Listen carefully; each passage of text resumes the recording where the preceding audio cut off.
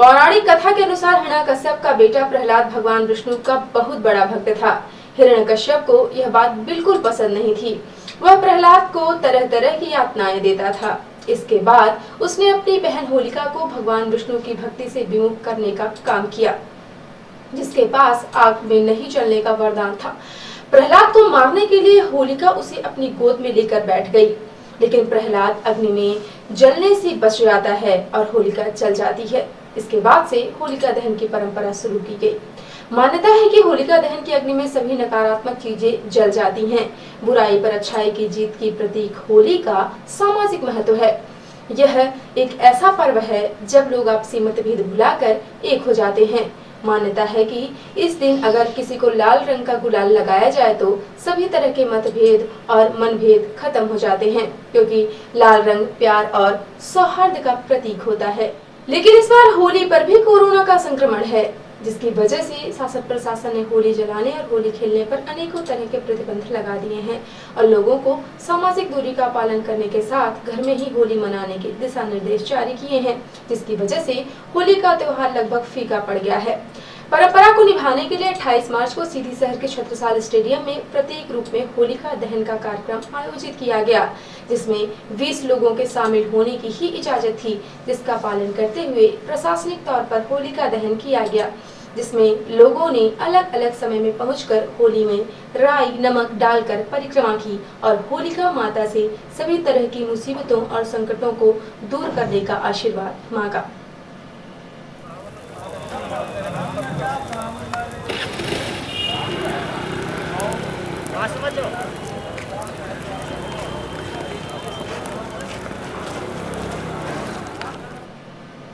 होलिका दहन के साथ ही रंगों का पर्व होली की शुरुआत हो जाती है। होलिका दहन की सुबह से ही लोग और बच्चे अपने घरों के आसपास प्रतिबंध को ध्यान में रखते हुए होली खेलते नजर आए।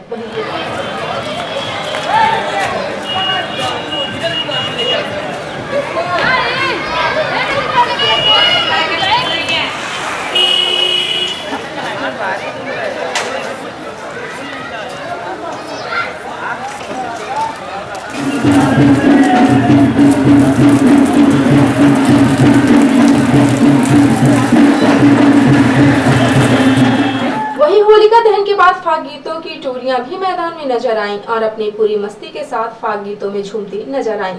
होली के त्योहार को देखते हुए जिला प्रशासन और पुलिस प्रशासन ने सुरक्षा के जगह जगह कड़े इंतजाम किए थे और लोगों से लगातार अपने घरों में ही होली मनाने की अपील की जाती रही है।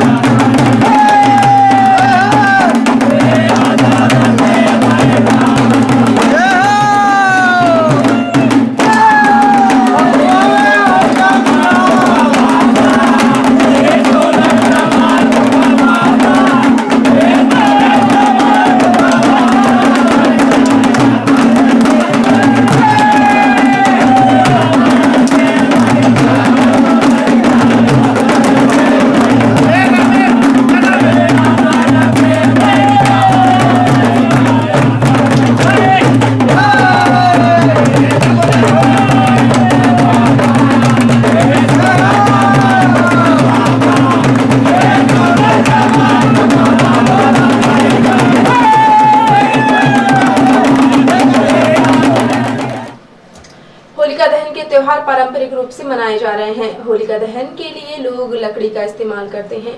बढ़ते समय के साथ लोगों ने इसमें प्लास्टिक और अन्य चीजों का इस्तेमाल करना भी शुरू कर दिया, जिसकी वजह से होलिका दहन से प्रदूषण भी होने लगा, जिसको देखते हुए कुछ सामाजिक संगठनों ने पर्यावरण को शुद्ध करने वाली होली जलाकर लोगों को पर्यावरण के प्रति जागरूक करने का काम किया। सीधी शहर में 28 मार्च को कल्याणी समाज सेवी संगठन द्वारा गोबर के कंडे से बनी होलिका का दहन कार्यक्रम रखा गया।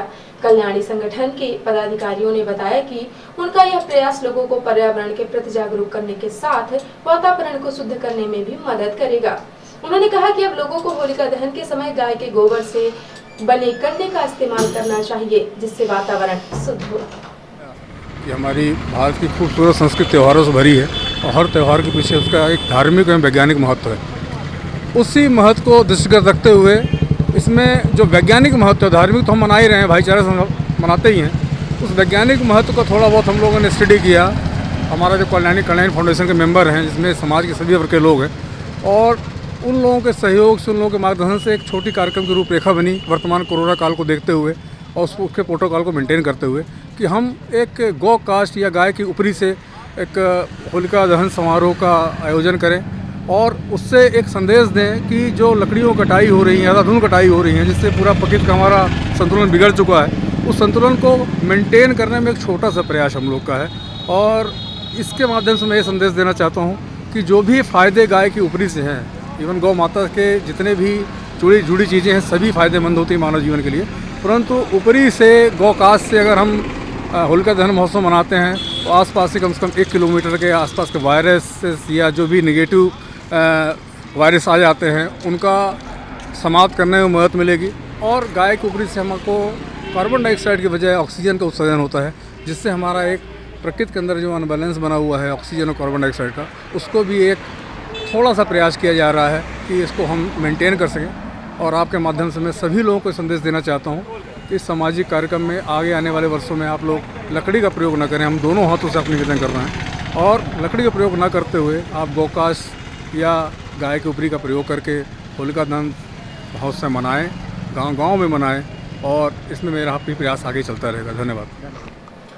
रंगों के त्योहार होली को लेकर प्रत्येक वर्ष काफी उत्साह देखने को मिलता था, लेकिन इस वर्ष कोरोना के खतरे को देखते हुए शासन प्रशासन द्वारा लगाए गए प्रतिबंधों का ध्यान रखते हुए लोगों ने होली का त्योहार मनाने में कमी कर दी, जिसकी वजह से रंग और पिचकारी का बाजार खरीदारों से सूना नजर आया।